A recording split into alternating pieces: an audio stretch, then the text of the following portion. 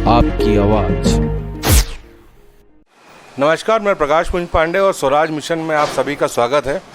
Swaraj mission के इस episode में हमारे साथ एक बेहद ही विशिष्ट मेहमान जुड़े हुए हैं। जैसा कि आप सब देख सकते हैं, रमेश नैयर सर हमारे जर्नलिज्म के पितामह हैं, एक आइकॉन हैं। और इस शो का तात्पर्य हम सभी ने इसके पूर्ववर्ती एपिसोड्स में देखा है कि हम विशिष्ट लोगों का जो साक्षात्कार लेते हैं उसका मोटिव ये है कि जो आज के यूथ हैं उन्हें प्रेरणा मिले। और आज जो एक कन्फ्यूज़न की स्थिति है कि what to do and what not to do, उसमें जो युवा, खासकर जो युवा वर्ग है, वो कहीं ना कहीं कन्फ्यूज़न महसूस करते हैं कि हमें किस ओर जाना है, हमारे मॉरल वैल्यूज़ को कितनी इम्पोर्टेंस देनी है, या जो बिखराव की स्थिति है समाज में खासकर कोविड के बाद से, तो एक डिप्रेशन का माहौल है। तो हमारा यही तात्पर्य है, हमारा यही मोटिव है कि इस शो के ज़रिए जो विशिष्ट लोगों की जो जीवन की गाथाएं हैं, जीवन की स्ट्रगल स्टोरीज़ हैं, वो सामने आए। तो रमेश सर, आपका बहुत बहुत स्वागत है। रमेश सर, हम दर्शक जानना चाहते हैं कि सबसे पहले कि फैमिली बैकग्राउंड के बारे में थोड़ा सा आप लोगों को बताएं। मैं बहुत संक्षेप में आपसे बात करूंगा। मैं पैदा हुआ था पश्चिमी पंजाब के गुजरात ज़िले में, जो अब पाकिस्तान में चला गया है। हमारा परिवार ठीक है, जैसे और सब आए वैसे हम लोग बहुत समृद्ध परिवार था, संपन्न परिवार था।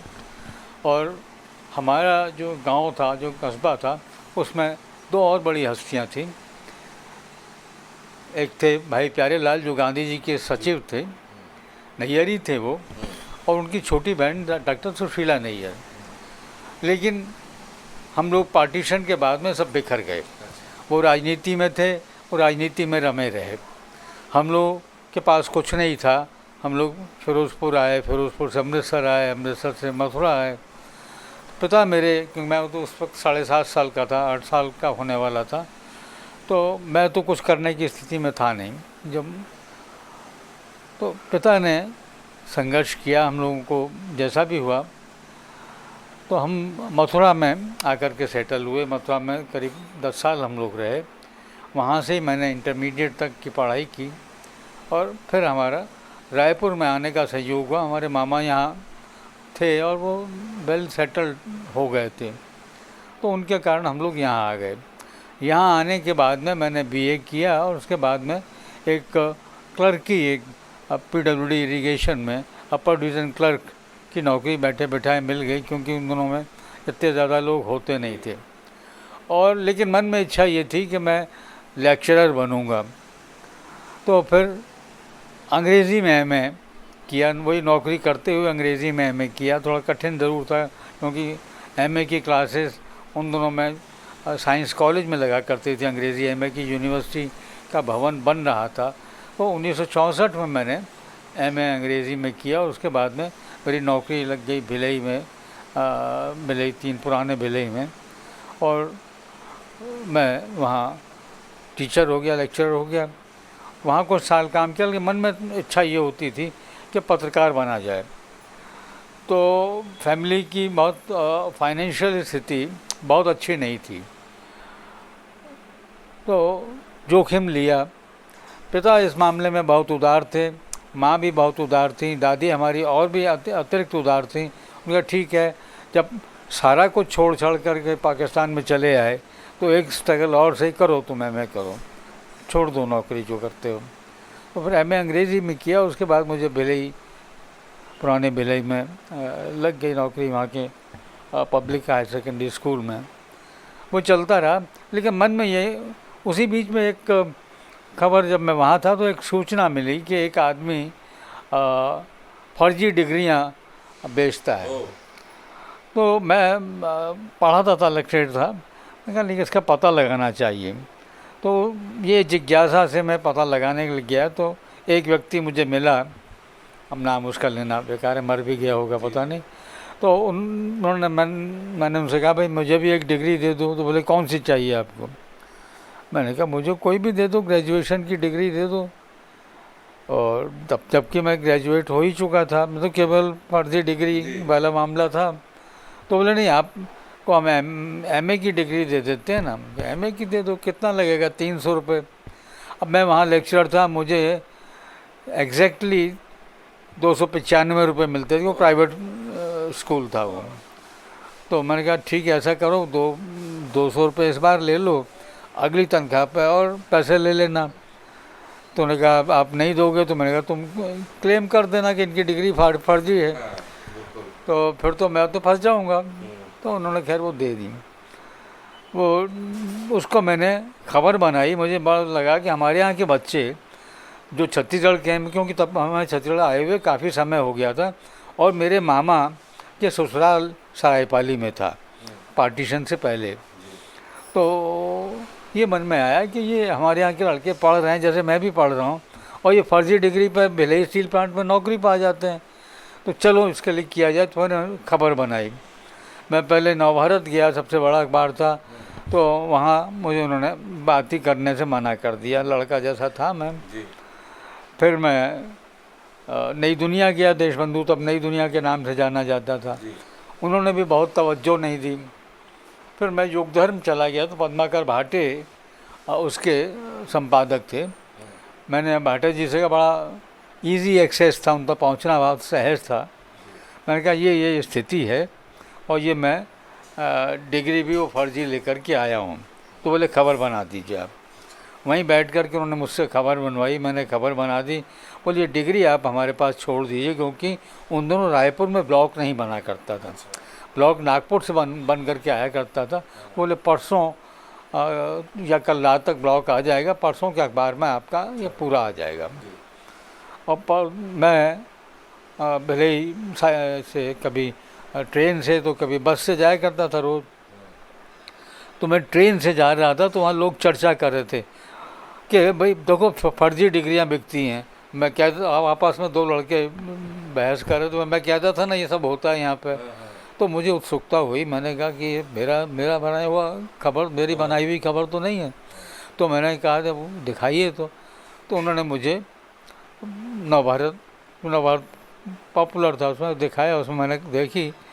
उसमें एक काम उन्होंने एक अच्छा ये किया था कि नीचे उन्होंने ये भी लिख दिया था कि ये हमें ये डिग्री है, ये रमेश नैयर जो कि फ्रीलांसर हैं, उनसे मिली। तो उसके बाद मैं जब स्कूल पहुंचा, तो वहाँ तो पूरा हंगामा मचा हुआ था चारों तरफ। अरे भाई आपने तो कमाल कर दिया, ये सारा फर्जीवाड़े को आपने अकेले भंडा फोड़ कर दिया। तो बड़ा अच्छा लगा, स्वाभाविक है उस उम्र में मेरी कि इतनी शोहरत हो गई खबर बनाने से। उसमें क्या एज रही होगी आपकी? मैं एमए प्रीवियस बीए किया था, उसमें 21 साल की 20-21 साल की रही होगी। क्यों 20-21 साल रही होगी? 24 में तो मैं एमए कर लिया था, 24 की। तो ये आपका एडिट कर लेना बाद में। जी जी। तो मैं बड़ी हुई, तो मैं फिर भाटे जी को धन्यवाद देने के लिए गया। मैंने भाटे जी आपने बहुत अच्छी तरह से उसको छापा, मुझे अपना अखबार दे दीजिए। तो उन्होंने अखबार के साथ में मेरी फ़ोटो भी दी थी, क्योंकि एक दिन के टाइम मांगे तो नागपुर से उन्होंने मेरा भी ब्लॉग बनवा लिया था फ़ोटोग्राफ का। तो फ़ोटो सही था, वो बड़ी चर्चा हुई। तो कल गए आप तो ऐसा करिए, ये अखबार में देख रहा था उस दिन अखबार में क्या हुआ था कि उनके अखबार में एक रेल दुर्घटना का जिक्र था, बाढ़ से रेल दुर्घटना का जिक्र था, और अंग्रेज़ी से उन्होंने प्रेस ट्रस्ट ऑफ इंडिया का लिए पीटीआई का वो हुआ करता था, उससे अनुवाद करते थे। तो उसमें ये लिखा हुआ था सेवरल स्लीपर्स और वाश्ड अवे, अंग्रेज़ी में ये था। तो हिंदी वाले अखबार में लिखा था सैकड़ों सोए हुए लोग बह गए। तो मैंने कहा भाटे जी से, भाटे जी ये क्या, ये तो हास्यास्पद हो गया सारा, किसने बनाया ये? तो बोले यही तो रोज़ होता है, बोले हास्यास्पद। आप आज का अखबार अभी देखेंगे तो उसमें भी आपको मिलेगा। तो मैंने कहा उसको करिए। बोले आप ऐसा करिए ना, आप शाम को, अब क्या करते हैं? मैंने कहा मैं लेक्चर हूँ, क्या मिलता है? मैंने कहा मुझे 325 रुपये मिलते हैं, उसमें 325 रुपये मिलते थे। तो बोले हम तो उतना पैसा दे नहीं पाएंगे आपको, हमारे यहाँ तो बहुत कम सैलरी है, आप शाम को 2 घंटे आ जाया करिए। बोले ठीक है आ जाएंगे। शाम को हम 2 घंटे चले जाते थे, उनके जो मुख्य खबरें होती थी वो अनुवाद कर दिया करते थे। ये फर्जी डिग्री वाली बात से जो चारों तरफ चर्चा होने लगी, तो भाटे जी ने कहा, पद्माकर भाटे कहने लगे कि आप तो हमारे यहाँ 2 घंटे आ जाया करिए। मैंने कहा आ जाऊँगा। मैंने कहा मुझे सवेरे जाना पड़ता भिलाई। तो ठीक है, फिर भी मैं उस समय जो तरुणाई थी, 21 साल का, 20-21 साल का जोश भी होता है। और मैं कई बार तो साइकिल से चला जाता था पहले, उस समय शारीरिक वो था, ठीक है, फिजिकल फिटनेस थी। तो वो वहाँ पर 2 घंटे में खास खबरें, और उन दोनों ये भी पता लग जाता किसने क्या गड़बड़ी की है। बहुत सारी खबरें, बहुत गलत अनुवाद होता था। तो वो 50 रुपये महीना मिलना शुरू हुआ, 2-3 महीने ये चलता रहा।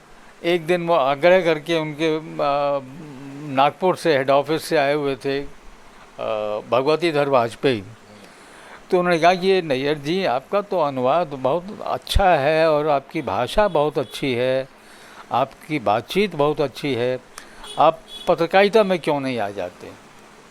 तो मैंने कहा आना तो मैं भी चाहता हूँ पत्रकारिता में, लेकिन कैसे करें? बोले कोई बात नहीं, आप वहाँ त्यागपत्र दे दीजिए, यहाँ ज्वाइन कर लीजिए, आपको हम उप संपादक बना देंगे। मेरी समझ में भी नहीं आता उप संपादक क्या होता है। मैंने बिना कुछ बातचीत किए मैंने ज्वाइन कर लिया वहाँ पर। और उसको ज्वाइन करने के बाद में जब पहली बार तनख्वाह मिली तो 165 रुपये, बड़ा मन को मलाल भी हुआ, लेकिन कोई बात नहीं, जो जोश था, क्योंकि उन दिनों में खूब लिखने लगा था। और वो युग धर्म के लोग एक मामले में बहुत ईमानदार थे कि वो नाम बराबर देते थे। अगर अच्छी खबर होती तो उसमें बराबर नाम देते थे। ये और जो अखबार थे यहाँ पर, अब नाम नहीं लेता, सब प्रेम मित्र हैं, तो उनमें ये नहीं था। तो मैंने भाटे जी से कहा, भाटे जी आप हर उसमें नाम दे देते हैं, तो मुझे तो अच्छा लगता है, लोग चर्चा भी करते हैं। तो बोले आपको नहीं मालूम है, आपके उसको इतना पसंद करते हैं लोग, आपका नाम छापने से हमको भी एक लाभ मिलता है कि रमेश नैयर यहाँ काम करते हैं, जबकि वहाँ काम नहीं करता था। तो वो सिलसिला चला ऐसे ही, और फिर मैं इसी में रम गया। फिर मैं ट्रिब्यून चला गया चंडीगढ़। ट्रिब्यून से एक बार ऐसे ही गया था, तो ट्रिब्यून से मुझे पता लगा कि एक सहायक संपादक की, असिस्टेंट एडिटर, यहाँ तो कोई फ़र्क ही नहीं था रायपुर में, सहायक संपादक, उप संपादक, डिप्टी एडिटर या कुछ, तो वहाँ सहायक संपादक की एक आइडेंटिटी थी, that was next to the editor. तो मुझे, और तनख्वाह भी इन्होंने 325 रुपये, नहीं उस वक्त हमको ज़्यादा दिया था तनख्वाह उन्होंने, अब याद नहीं आ रहा, खैर अच्छा था काफ़ी, 650-700 रुपये ऐसा कुछ वेतन, अच्छा वेतन था। हम वहाँ मकान किराए लेके वहाँ हम रहे, और वहाँ पर हमने खूब जम के काम किया। और उसके साथ में ये कि उन दिनों चंडीगढ़, पंजाब बड़ा टर्बुलेंट था, वहाँ ये खालिस्तानी हिंसा चल रही थी, आंदोलन चल रहा था। और मेरे जो मित्र थे, या मुझे जो पढ़ कर के जो मेरे मित्र बने, परिचित बने, उनमें से नवभारत टाइम्स के थे, उनका वो अभी भी हैं, नाम किसी का नहीं लेता अभी। तो उन्होंने, उनसे मेरा संपर्क, उन्होंने कहा आप यहाँ ज्वाइन कर लीजिए दिल्ली में। तो मैंने कहा कर लेते। हाँ, उससे पहले मैं ट्रिब्यून जा चुका था, आपको बताया मैंने, चंडीगढ़ में। तो ट्रिब्यून से ही फिर मैं वहाँ गया। ट्रिब्यून में उन दोनों में मैं खूब छपा करता था, और इतना छपा करता था कि मुझे, क्योंकि ट्रिब्यून का सबसे पहला कायदा ये था कि आप यहाँ काम करते हुए किसी भी पेन नेम से कहीं और नहीं लिख सकते, और पैसा भरपूर देते थे, उसको ज़रूरत भी नहीं थी, लेकिन इच्छा थी। जब पीछे पढ़ते थे तो एसपी सिंह, सुरेंद्र प्रताप सिंह अच्छे हमारे मित्र बन गए थे, पंजाब आए, तो बोले मेरा पंजाब आने का अब सिलसिला बंद हो गया, क्योंकि आप मुझसे बेहतर जानते हैं चंडीगढ़ को, पंजाब को, यहाँ की समस्या को। और मैं जानता भी था, क्योंकि मैं पाकिस्तान में पैदा हुआ था, पार्टीशन के बाद आया था, और सिखों और हिंदुओं में कभी कोई फ़र्क रहा नहीं था।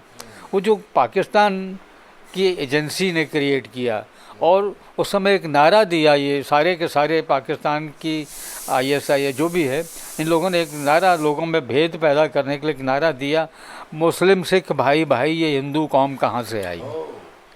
तो ये इसको सुन कर के, क्योंकि मेरे तो रिश्तेदार बहुत सारे सिख थे, जैसे मेरी पत्नी हैं, इनके भी मौसा जो हैं सिख हैं, तो ये हम लोगों के खत्रियों में सब मिले जुले होते हैं। क्यों कोई एक बच्चा सिख बन गया, एक बच्चा खत्रिया, क्योंकि ये जो गुरु थे सारे सिख गुरु खत्री थे, गुरु नानक देव से लेके गुरु गोविंद सिंह जी तक सारे खत्री थे, उनमें मिला जुला होता था।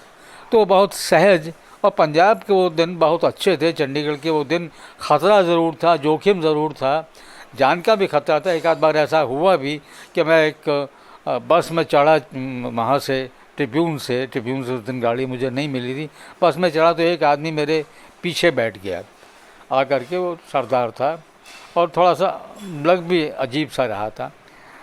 तो टिकट चेकर जो आते हैं वो उनसे कहा कहाँ जाना है आपको। मैंने कहा कि मुझे सेक्टर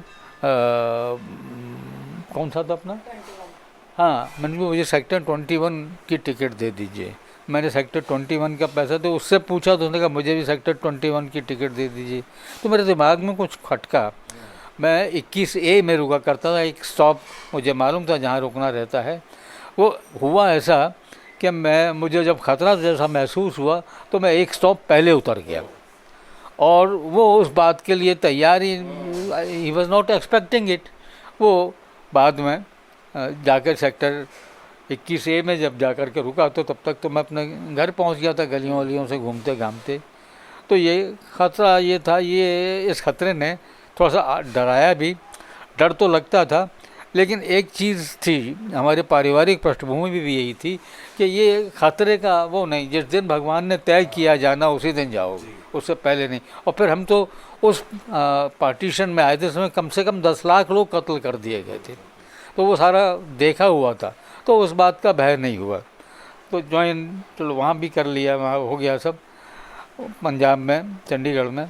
और उसके बाद में चंडीगढ़ में जब मैं एस्टेब्लिश हो गया पूरी तरह, तो फिर एक दिन दैनिक भास्कर के जो मालिक हैं, उस समय दैनिक भास्कर भोपाल और इंदौर से निकलता था, 2 जगह से एक साथ, और रायपुर की वो तैयारी कर रहे थे। वो मेरे पास चंडीगढ़ पहुंच गए और वहाँ एरोमा होटल, बहुत अच्छा होटल है सेक्टर 21 में, वहाँ आकर के वो रुके। उन्होंने मुझे फ़ोन नंबर लेके गए थे, फ़ोन उन्होंने किया कि नैयर साहब आपसे मिलना है हमको। तो मैंने कहा आ जाइए ट्रिब्यून में। तो बोले नहीं, आपसे अलग से अकेले में मिलना है। मैं सेक्टर वो एरोमा होटल में 21A में रुका हूँ, तो रात को खाना हम लोग साथ खाएं अगर आप आ जाएं तो मैंने कहा नहीं, खाने वाना रहे, खैर जो भी है औपचारिकता। तो मैं वहाँ गया तो उन्होंने कहा कि ऐसा करिए, हम लोग रायपुर से दैनिक भास्कर का संस्करण निकालना चाहते हैं और आप उसके संस्थापक संपादक रहेंगे, पैसा आप तो मैंने कहा मैं ट्रिब्यून हूँ, पता कर लीजिए।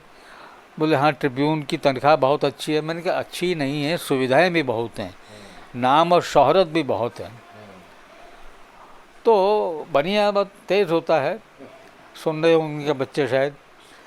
तो उन्होंने कहा कि नाम तो आपके आने से हो जाएगा, हमारे ऑर्गेनाइजेशन का नाम तो आपके आने से क्योंकि नैयर जो नाम है वो सारे भारत में जाना जाता है। तो मैंने कहा वो कुलदीप नैयर हैं। वही बोले आप भी अपने आप को कम इसलिए मत आंकिए कि आप खूब दिनमान में छपे हैं, आप खूब रविवार में छप रहे हैं, लोगों को पता लग ही जाता है। आप भले ही पेन नेम से लिखते थे, लेकिन लोगों को पता लग ही जाता है। तो ट्रेड में, इस प्रोफेशन में आपका नाम है, आप जो चाहेंगे वो हम देंगे। तो मैंने कहा जो मुझे यहाँ मिलता है वही दे दीजिए, मैं अपने घर चला जाऊँगा। हालांकि जाने का मन नहीं है क्योंकि ट्रिब्यून की जो शोहरत है। तो जब मैंने त्यागपत्र दिया ट्रिब्यून से, तो लोगों ने कहा कि ये पहले व्यक्ति हो जो ट्रिब्यून को छोड़ करके जा रहे हैं। बोले हमारे उसमें पहले क्यों, क्या वजह है? तो मैंने एक इमोशनल, मैंने कहा मेरी मदर वहाँ है, मेरी सब वहाँ हैं, उस नाते जाना चाहता हूँ, वरना कौन ट्रिब्यून को छोड़ता है। तो खैर मैं यहाँ आया, यहाँ दैनिक भास्कर शुरू किया। और मज़े की बात ये कि हमने जब दैनिक भास्कर के मालिक भी उनके आए, उन्होंने विज्ञापन भी दिया टाइम्स ऑफ इंडिया वगैरह में और नवा टाइम्स में, लेकिन हमारे पास लोकल अखबार का एक भी आदमी नहीं आया, आवेदन नहीं आया। मालिकों ने, मैंने कहा पता करिए, मुझसे भी कहा कि आप ले आइए अपने पसंद के कुछ लोग। तो मैं गया भी कुछ जगह, तो नवभारत उठाने वाले थे, रमेश अग्रवाल की बात मुझे बहुत अच्छी लगी कि वो जोखिम उठाने वाले थे। बोले भाई साहब आप तो ज्वाइन कर लीजिए, वो भाई साहब उनका तकिया कलाम था। तो मैंने कहा ज्वाइन तो मैं कर लूँ, बोले स्टाफ भी आप ही जुगाड़ करिए। तो मैंने अपने परिचित जितने ग्रेजुएट लड़के थे हिंदी के, या तो MA भी थे, बेरोज़गारी तो हर वक्त रही है। तो मैंने कहा 1 महीना आप डिले कर दीजिए अखबार को। तो 1 महीना मैंने उनको पहले भर्ती करके ट्रेनिंग दी। अखबार उनके साथ में डमी निकाला, 5, 7, 8 दिन डमी अखबार निकाला। और पहले दिन जिस दिन अखबार छपा तो एक उसमें अड़चन और हुई थी कि दैनिक भास्कर के जो मालिक थे वो चाचा और भतीजे में आपस में लड़ाई थी। तो रायपुर की जो टेरिटरी थी वो चाचा ने अपने हिस्से में ले रखी थी, और तो दैनिक भास्कर के नाम से हम यहाँ अखबार भी नहीं निकाल सकते थे। हाँ, तो रमेश अग्रवाल ने कहा ये तो बड़ी दुविधा हो गई, तो स्टे ले लिया इन्होंने कोर्ट से। मैंने कहा ऐसा करिए आप दिल्ली भेजिए किसी आदमी को। ये नाम 3-4 हैं, एक मैंने नव भास्कर लिखा उसमें, और भी 2-3-4 नाम। मैंने जाइए, वो नव भास्कर ही संयोग से वो लेकर के आ गए। अब वो नव भास्कर ऐसा होता था कि जब वो हॉकर डालता था तो एक तरफ नव आता था और वही फॉन्ट उन्होंने ले लिया, दूसरी तरफ भारत की जगह भास्कर आता था। तो लोग शुरू में उसको इस धोखे में लेते रहे, लेकिन जब अखबार उन्होंने ख़रीदने शुरू किया तो अखबार उनको जचने लगा। मैं खुद अखबार में खबरें बनाया करता था, और अंग्रेज़ी में था ही, भाषा विज्ञान में भी था। तो वो, और फिर अपनी अपनी स्टाइल होती। मुझे कुछ उर्दू, क्योंकि मेरी स्कूलिंग उर्दू से हुई थी, पाकिस्तान में मेरी स्कूलिंग उर्दू, तो उर्दू के जितने अच्छे लेखक थे, बहुत लोकप्रिय लेखक थे, कृष्ण चंद्र थे उनमें, ख्वाजा अहमद अब्बास भी तब तक आ चुके थे। तो वो एक मेरी शैली, कुछ उर्दू कुछ हिंदुस्तानी हिंदी, वो हिंदुस्तानी में भाषा मेरी बहुत पसंद की जाने लगी थी। उसकी वजह से अखबार जो है वो लगातार बढ़ता चला गया। रमेश अग्रवाल ने कहा भाई साहब हमारी ज़िंदगी में पहली बार ये चमत्कार हुआ कि पहले दिन से अखबार की मांग बढ़ रही है बाज़ार में, हमारे पास नए नए एजेंट आ रहे हैं, सब जगह से एजेंट आ रहे हैं। तो भाई साहब आप तो बिल्कुल इत्मीनान अब कर लीजिए, आपको जो जो चाहिए उन्होंने दिया भी उस हिसाब से। फिर ये घर लेकर के रहने लगे। तो नव भास्कर का जब भास्कर हुआ, भास्कर मिल गया उनको, तो वो एक तरफ भास्कर, बाकी तरफ सारे अखबार, सर्कुलेशन इतना हो गया। तो आज भी यही स्थिति है, आज भी एक तरफ भास्कर, बाकी सब जगह मित्र है हमारे। ऐसा नहीं है कि दूसरे अखबारों से कोई, लेकिन भास्कर है तो है। और उसको थोड़ा ये कहते हुए अच्छा भी लगता है, क्योंकि रायपुर और बिलासपुर को संस्करण दोनों मैंने शुरू किया, तो मैं 10 साल तक रहा था लगातार उसमें। तो वो तो मेरी जब रिटायरमेंट एज 60 साल की आने लगी तो तब फिर मुझे वो छोड़ना पड़ा, क्योंकि वो उनका ये नियम था। और वो कहते थे कि आपको सलाहकार संपादक बना देते हैं। मैंने कहा नहीं, जहाँ आप एडिटर रहे हो वहाँ सलाहकार नहीं रहना चाहिए, देखेंगे जैसा होगा। तो फिर क्रॉनिकल निकलने वाला था। मधुकर खेर यहाँ बहुत अच्छे पत्रकार हुआ करते, फ्रीलांसर थे, और सारी ज़िंदगी उन्होंने फ्रीलांसिंग में काटी। मैंने कहा इतना बहादुर आदमी, परिवार क्या खाली फ्रीलांसिंग में, तो मैं भी फ्रीलांसिंग करके भी चला सकता हूँ। मैंने भी फ्रीलांसिंग शुरू की और चलता रहा वो। इसी बीच में यहाँ क्रॉनिकल निकला। चूँकि मैं अंग्रेज़ी में था, मधुकर खेर मेरे बड़े भाई जैसे थे, वो बहुत प्यार भी करते थे मुझे। वो खुद भी खूब स्ट्रगल किया था उन्होंने जीवन में। तो वो खाली उन्होंने कभी किसी की नौकरी नहीं की थी, फ्रीलांसिंग ही करते रहे। लेकिन 7-8 अखबार उनके पास में थे, मुंबई के भी, दिल्ली के भी और कलकत्ता के भी। ये सारे अखबारों को फ्रीलांसिंग, और बड़े डिसिप्लिन उनकी राइटिंग थी। तो वो ये सिलसिला बना, और मैं ये पत्रकारिता का फिर भास्कर का एडिटर हो गया। भास्कर के एडिटर होकर रिटायर हुआ तो और कुछ करता रहा। फिर ये ख़त्म भी नहीं हुआ था कि मुझे यहाँ की मेरा परिचय भी खूब हो गया था। तब तक बहुत सारे लोग, बहुत सारे मुख्यमंत्री भी परिचित थे। घर, इसी घर में बहुत सारे लोग आते थे, छोटा सा घर है, इसी बैठक में बहुत सारे केंद्रीय मंत्री और ये मुख्यमंत्री। तो फिर उसके बाद में मुझे ज़रूरत नहीं पड़ी नौकरी करने की, और फिर ज़रूरत पड़ी तो मुझे डॉक्टर रमन सिंह आए, बहुत अच्छे परिचित थे। उन्होंने कहा नैयर जी आपको हम चाहते हैं कि आप हमारी सरकार में कोई पद स्वीकार कर लें। मैंने कहा मैं क्या पद स्वीकार करूँगा। तो मैं चूँकि चंडीगढ़ में रहा तो मुझे मालूम, मैंने कहा आप ऐसा करिए कि हिंदी ग्रंथ अकादमी शुरू कर दीजिए, उसका पहला संचालक, मैं अध्यक्ष नहीं बनना चाहता, आप उसका संचालक मुझे बना। बोले बिल्कुल, हम तो अध्यक्ष बनाने को तैयार हैं और जो वेतन आपको कहेंगे वो देने को तैयार हैं।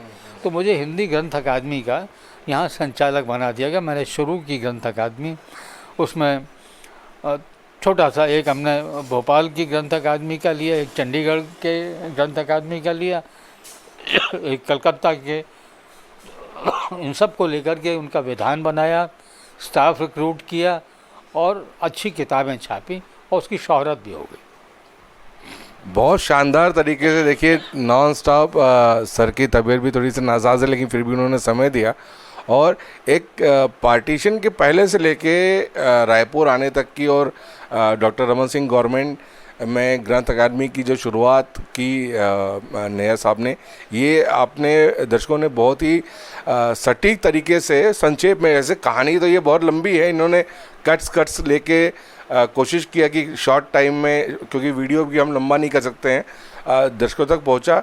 और यही हमारा उद्देश्य है कि देखिए कैसे रिस्क भी कितना सटीक तरीके से लिया जाता है और जिसमें टैलेंट है उसको कभी भी कहीं दुनिया में कहीं कोई दिक्कत नहीं हो सकती है। एक चीज़ नैयर साहब पूछना था कि आपकी शादी कब हुई? क्या स्ट्रगल के दिनों में शादी हो गई थी या? स्ट्रगल के दिन तो नहीं थे, उन दिनों में लेक्चरर था। अच्छा। और शादी हो गई, पुणे से है मेरी पत्नी, और ये साइकोलॉजी में फर्स्ट क्लास एमए है और वहाँ यूनिवर्सिटी में ये पढ़ाने भी लगी थी। तो शादी जब तय हुई तब तो नहीं पढ़ाती, लेकिन इस बीच में ये पढ़ाने भी लगी।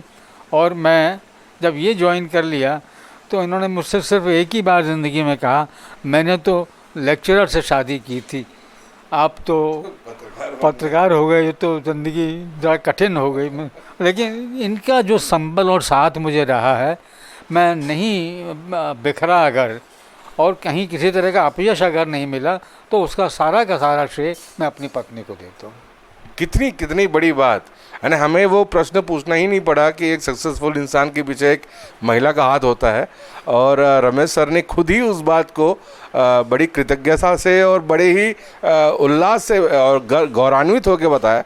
और यकीनन जब पत्नी का साथ अगर किसी के साथ, पति के साथ हो, तो उसका जीवन ऐसे ही सुखमय हो जाता है। लेकिन नैयर साहब, आप रायपुर में, चंडीगढ़ और तमाम देश घूम रहे थे, तो पूना में कैसे आप ढूंढ आए?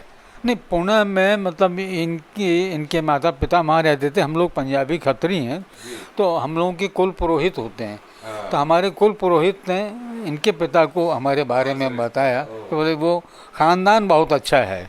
अभी उनकी फाइनेंशियल पोजीशन बहुत अच्छी नहीं है, लेकिन ख़ानदान बहुत अच्छा। हम लोगों के यहाँ खत्रियों में यही देखा जाता था आमतौर पर कि अगर गरीब भी होगा तो पैसा कमा लेगा, और ख़ानदान अगर अच्छा है तो यश भी कमाएगा, और अगर ख़ानदान अच्छा नहीं है, बहुत पैसे वाला भी है, तो कभी भी जो है वो दिवालिया हो सकता है।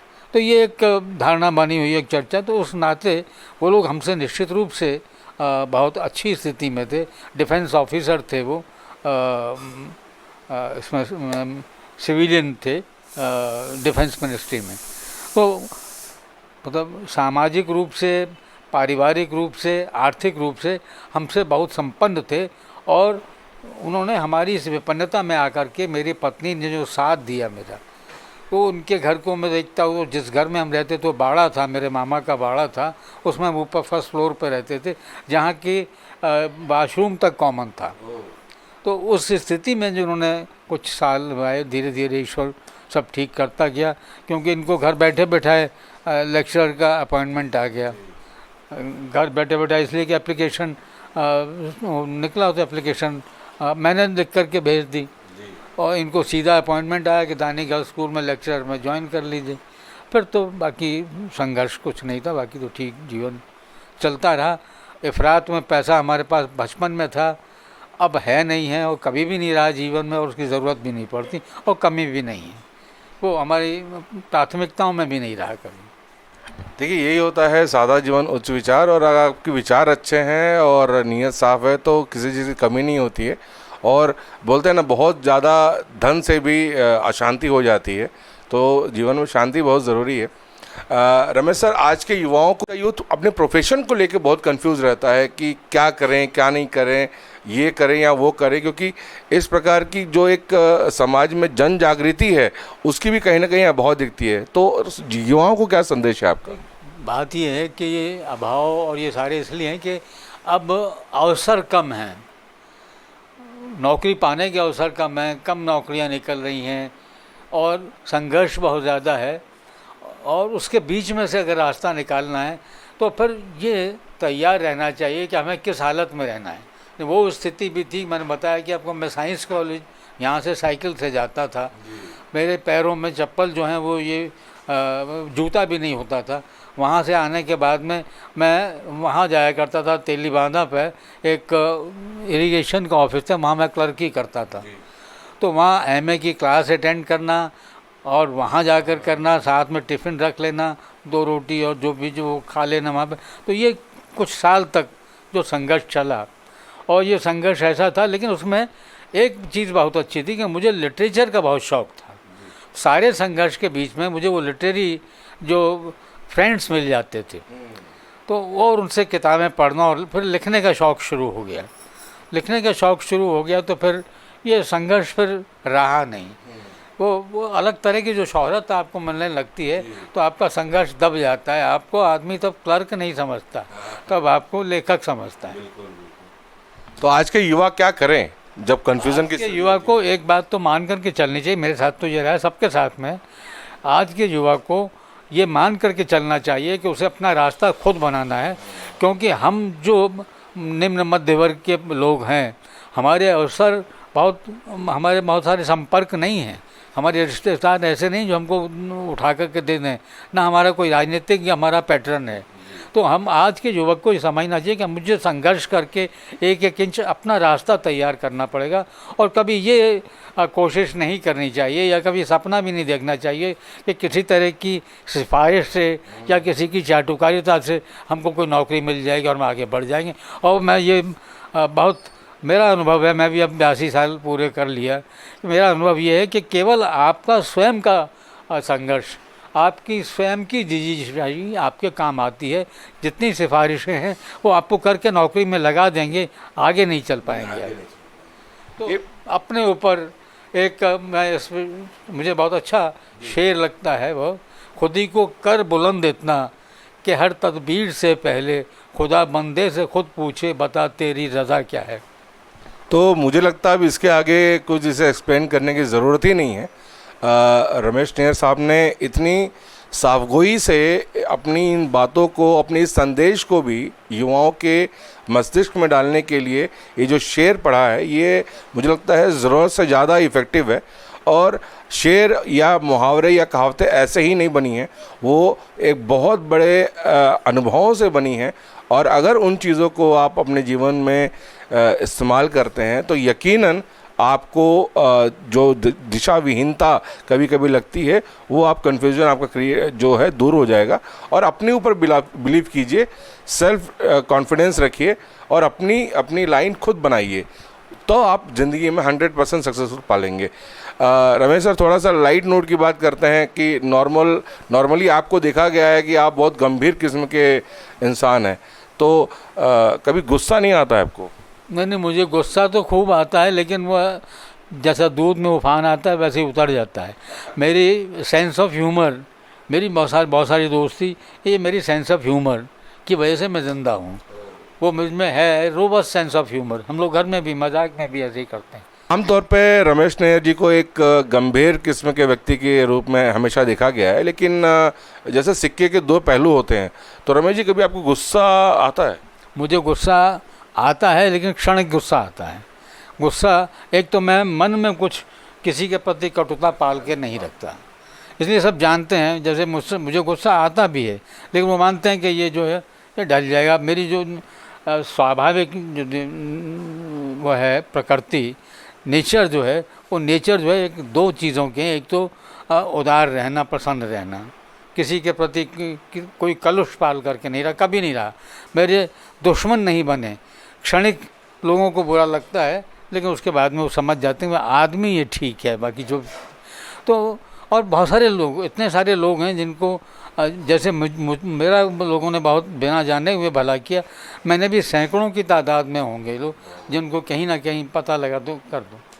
तो ये एक मन में ये रखना भी चाहिए आदमी को, और ये मान के चलना चाहिए कि कोई भी आदमी बुरा नहीं होता।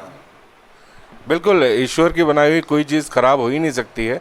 बुरी तो वो परिस्थितियां होती हैं जो हमें विवश करती हैं गलत काम करने पे, लेकिन जैसा रमेश सर ने कहा कि क्षणिक गुस्सा भी आया तो क्षणिक गुस्सा करके उसे भूलिए, और इसी में सबकी भलाई है, इसी से परिवार और समाज आगे बढ़ेगा, राष्ट्र आगे बढ़ेगा। राष्ट्र की बात करते हैं तो रमेश सर, आपका ओपिनियन जानना चाहते हैं। आपके समय के मीडिया से लेके अभी तक की, अभी के समय के मीडिया को आपने बहुत करीब से देखा है, कितना अंतर हुआ है? मीडिया में तो खैर बहुत अंतर है। पहले आपके सवाल का जवाब उसका एक कि राष्ट्र और धर्म, ये महत्व इसको इसलिए देना है क्योंकि हम लोग बहुत संपन्न थे। जैसा पार्टीशन हुआ, अगर हम वहाँ रह जाते पाकिस्तान में ही तो सारा वैभव सब कुछ था, लेकिन धर्म तो चला जाता। तो केवल धर्म को बचाने के लिए हम लोग नंगे पैर, खाली जो बदन पे कपड़े थे वो पहन करके निकले।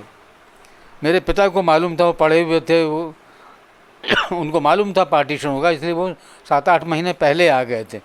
मेरी माँ को, मेरी एक छोटी बहन और एक छोटे भाई को लेकर के, वो फिरोज़पुर में हम लोगों का एक मकान था, वो आ गए थे वहाँ पर। लेकिन हमारे दादा, हमारी दादी, इनको कहते कि भाई जो कोई राज बदलता है तो राजा बदलते हैं, पब्लिक थोड़ी बदलती है, खलकत थोड़ी बदलती है। जो होगा देखा जाएगा। उस देखा जाए में ये हुआ कि जब निकले तो कुछ नहीं था। तो धर्म सबसे मैं तो समझता हूँ कि हमारा परिवेश भी पूरा धार्मिक था। हमारे दादाजी ने एक मंदिर बनवा कर रखा था, एक धर्मशाला बनवा करके रखी थी, न केवल अपने उसमें, एक हरिद्वार में भी उनकी धर्म, हमको भी नहीं मालूम वो कहाँ है, हरिद्वार में भी आज भी नहीं पता, हमें भी नहीं मालूम, क्योंकि वो तभी मालूम होता। तो उसके बाद उनकी जब मृत्यु हो गई तो फिर कुछ, फिर लोग पहले जताते भी नहीं थे। और देखिए, दिन बदलने में ये कोई मतलब पता नहीं लग सकता कैसा कब क्या हो जाए। ये हम अब इसको लोगों को लगेगा अतिशयोक्ति की बात करें। हमने अपने बचपन में देखा है कि हमारे यहाँ चांदी जो है वो मन में तोली जाती थी, इतने मन चांदी है, इतने सेर सोना है, तोले में नहीं, वो वैभव था।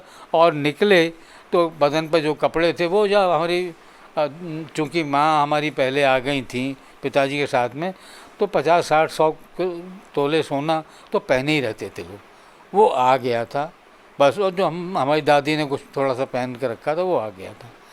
एक और जब धर्म की बात करता हूँ तो हिंदू धर्म में एक सबसे बड़ी बात यह कि सबके साथ में, जैसे कि हमारे नौकर जिन्होंने हमको बचाया भी, मुझे जिसने पाला पोसा, मेरी माँ ने मुझे जन्म दिया था, मुझे पालने वाली औरत थी ज़ैनब, शिया मुसलमान होते हैं वो मुझे मालिश करना, नहलाना, धुलाना, और उसने मेरा नाम रखा हुआ था बुल्ला। बोले मुझे मेरा नाम था रमेश, स्कूल में रमेश लिखा था, घर में मुझको राम जी बोलते थे। और वो ज़ैनब बोले मैं सारा दिन राम जी नहीं बोलूँगी।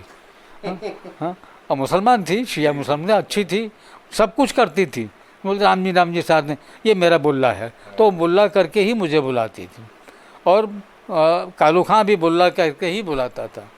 तो बुल्ले शाह हमारे यहाँ के एक पीर हुए हैं, एक सूफ़ी हैं, तो उस हिसाब से मेरा नाम बुल्ला बचपन का था। और पार्टीशन के बाद में जब हम मथुरा में आए तो स्वाभाविक रूप से हमारा मीडियम बदल गया। वहाँ उर्दू मीडियम था, यहाँ हिंदी मीडियम था। नागरी लिपि हमने अमृतसर में कैसे सीखी कि अमृतसर में जो साइन बोर्ड्स होते थे वो पहले ऊपर उर्दू होता था, नीचे नागरी में होता था। तो उर्दू तो हम पढ़ लेते थे, उर्दू के बाद में नीचे नागरी पढ़ते। ये सही बता रहा हूँ, आपको अतिशयोक्ति नहीं कि हमने स्कूल में हम नागरी नहीं सीखी, हमें वहाँ पर साधन भी नहीं थे सीखने के। तो ठीक है, संघर्ष होता है, ज़िंदगी में निकल जाता है। हमारे कहा भी करते थे दादा हमारे, को साफ रखना चाहिए, पैसे को कभी नहीं देखना चाहिए, पैसा तो हाथ का मैल है, आता जाता रहता है।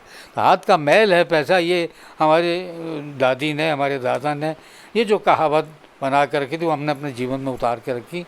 और हमें कभी दिक्कत आई कुछ साल दिक्कतें आई तो हमने मजदूरी भी की पिता का साथ देने के लिए। उन्होंने लकड़ी का टाल खोल लिया मथुरा में, तो हम लकड़ी काट करके उसे वो बनाते थे, तो गट्ठर बना करके ना वो काम भी किया।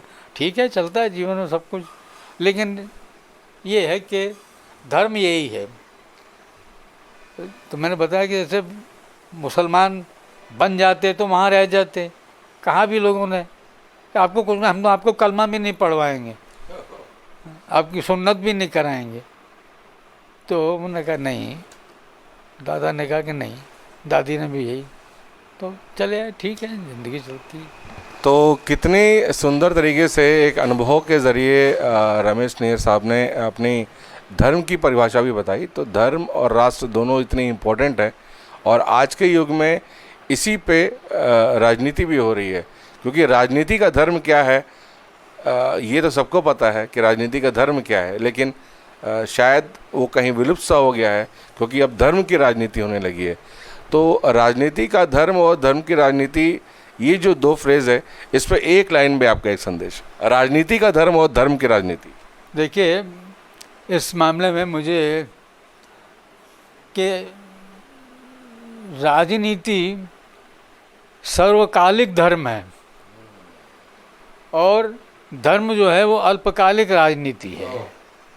कि धर्म जो है ठीक है, वो तो आप मानते हैं, लेकिन धर्म के साथ जब अब राजनीति आएगी तो धर्म जो है वो तो सार्वकालिक है, और राजनीति जो है वो भी धर्म का इस्तेमाल करती है। तो धर्म राजनीति के हाथों में ना खेलने पाए, इस बात का ख्याल रखना चाहिए, और हमारे परिवारों ने, हमारे पुरखों ने इस बात का ख्याल रखा है। बहुत शानदार, इतना बड़ा मैसेज है, समझने वाले को समझना चाहिए, और यही हमारे शो का तात्पर्य है कि अच्छी मैसेजेस, अच्छे संदेश समाज में जाएं, ताकि लोगों को बहुत कुछ सीखने मिले। तो अंत में, इस शो के अंत में जिस प्रकार हम सभी विशिष्ट अतिथियों से हमारे the PP show, Swaraj mission के द पीपी शो के बारे में एक राय लेते हैं, तो सर आपकी क्या राय है जो हमने मुहिम शुरू की है? ये बहुत अच्छा है, इसको करते रहना चाहिए। मेरी तो ज़िंदगी पत्रकारिता में गई है, और मैं इलेक्ट्रॉनिक मीडिया में भी खूब रहा हूँ, कि मैं 1965 से रेडियो पर जाता रहा हूँ, और फिर टेलीविज़न पर ये छत्तीसगढ़ जैसे राज्य बना तो शपथ ग्रहण सारे, मतलब राज्यपाल का शपथ ग्रहण, मुख्यमंत्री का फिर शपथ ग्रहण, ये सारा लाइव मैंने नेशनल टेलीकास्ट मैंने किया था, और बहुत सारे प्रसंग और सारे थे। तो ये इलेक्ट्रॉनिक मीडिया में एक तो पहचान आदमी को बहुत ज़बरदस्त मिलती है। तो मैं रायपुर में बैठा हूँ, लेकिन मुझे फ़ोन आ रहा है अमृतसर से कि आज आपको देखा हमने उसमें। तो ये अखबार में नहीं है, रायपुर के मेरे अखबार में मैं छपता तो छत्तीसगढ़ में रहता, संस्करण इतने हो गए, राष्ट्रीय भी रहता तो छपते वहाँ तक नज़र पड़ती कि नहीं पड़ती। तो ये है तो सही, इलेक्ट्रॉनिक मीडिया की यही उपयोगिता है। ये ठीक है, लोग कहते हैं कि बहुत जल्दी पकड़ता है, बहुत जल्दी फिसल भी जाता है, लेकिन ठीक है। और एक और बात है कि इलेक्ट्रॉनिक मीडिया में आज कंपटीशन, अपनी स्पर्धा इतनी हो गई है कि इलेक्ट्रॉनिक मीडिया झूठ नहीं बोल सकता, उसको सच बोलना ही पड़ेगा, अपनी साख बचा करके रखनी पड़ेगी। और मीडिया को अपनी साख की चिंता उतनी ही होनी चाहिए जितनी कि किसी स्त्री को अपने कौमारे की। कितना बड़ा मैसेज है, और मुझे लगता है कि ये डेडलाइन है, इस लाइन के आगे अब कुछ बचता ही नहीं है, सारे संदेश इसमें इंक्लूड हो गए।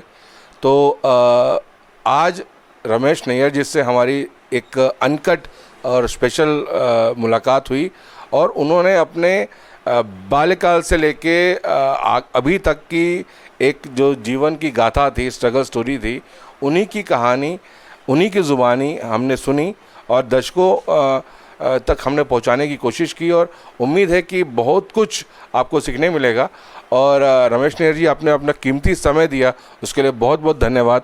और आने वाले समय में हम ऐसे ही किसी विशिष्ट व्यक्ति के साथ मिलेंगे, तब तक के लिए नमस्कार।